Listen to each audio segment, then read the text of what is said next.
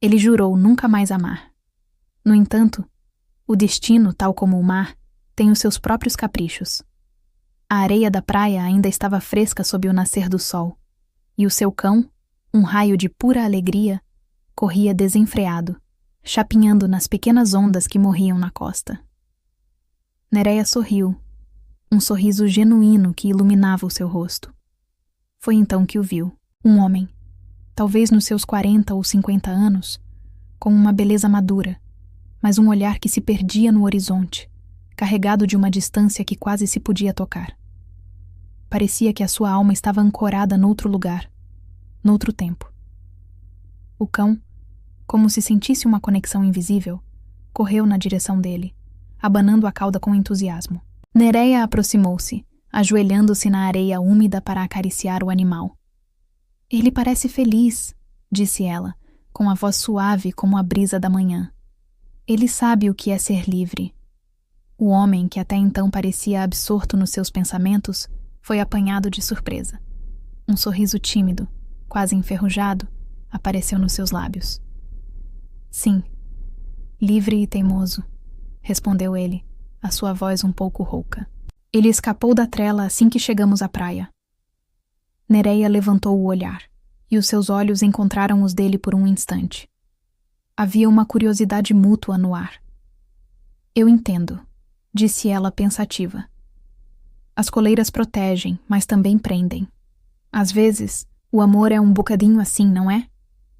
A pergunta ficou a pairar entre eles. Depende do seu ponto de vista, respondeu, evasivo. Começaram a caminhar lado a lado, sem um destino definido, como se fossem levados pela correnteza. O silêncio instalou-se por alguns momentos, preenchido apenas pelo ritmo constante das ondas a quebrar na areia. Era um som que acalmava e, ao mesmo tempo, convidava à introspeção. Foi Nereia quem quebrou o silêncio, o seu olhar fixo no movimento incessante da água. Sabia que os antigos diziam que o mar nos ensina sobre os relacionamentos? Perguntou ela. As ondas vêm e vão, e nunca se cansam de regressar à costa, porque o que as une é a profundidade do oceano, não a superfície. Pedro olhou para o horizonte, o seu semblante endurecido por memórias distantes. Parece bonito na teoria, mas a maré também destrói tudo o que encontra pelo caminho. O seu tom era cético, quase amargo. Só quando tentamos construir castelos de areia por onde a água precisa de passar, contrapôs Nereia com calma. O amor não é um muro para nos proteger. É uma maré.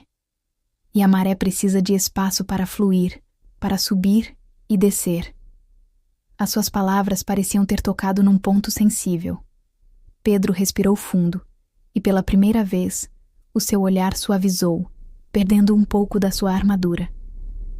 30 anos, começou ele, a voz carregada de um peso imenso. 30 anos a construir um castelo, e no final, parecia que já nem falávamos a mesma língua. Foi como se, de repente, o mar que nos unia tivesse secado completamente, transformando-se num deserto árido e silencioso. Fizeram uma pausa. O sol começava a subir mais alto, pintando o céu com tons de laranja e dourado. Nereia olhou para aquele espetáculo da natureza antes de responder. Não foi o mar que secou, foi o barco que deixou de navegar, disse ela, com uma sabedoria que parecia vir de um lugar profundo. Homens e mulheres vêm de mundos diferentes. É como o ditado, Marte e Vênus, sabe? Ele precisa de resolver problemas, de encontrar soluções. Ela precisa de sentir, de ser ouvida. Ele precisa do seu espaço, da sua caverna. Ela precisa de conexão, de proximidade, e no meio desta dança de necessidades diferentes, eles esquecem-se da coisa mais simples, respirar juntos, no mesmo ritmo. A vulnerabilidade na sua voz era palpável. E quando o amor morre? Perguntou Pedro, quase num sussurro, como se temesse a resposta. Nereia virou-se para ele, o seu olhar firme, mas compassivo. O amor não morre, Pedro.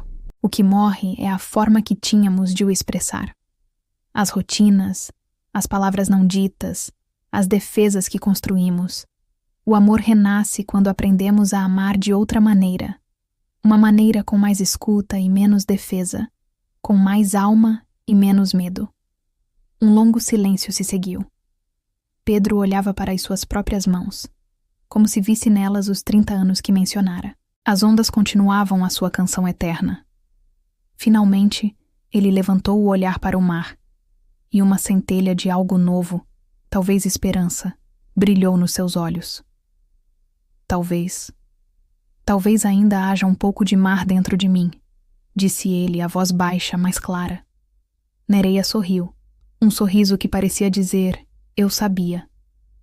Então ainda há amor, afirmou ela.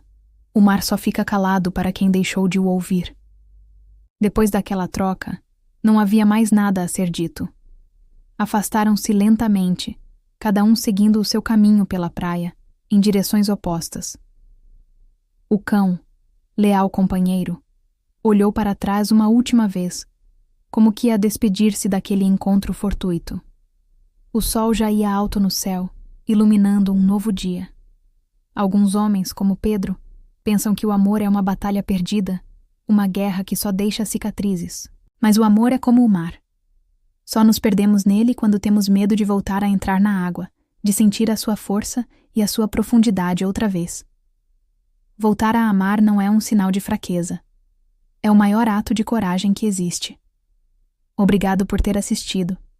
Se esta história ressoou consigo, deixe o seu like, partilhe e não se esqueça de subscrever o canal para mais reflexões como esta.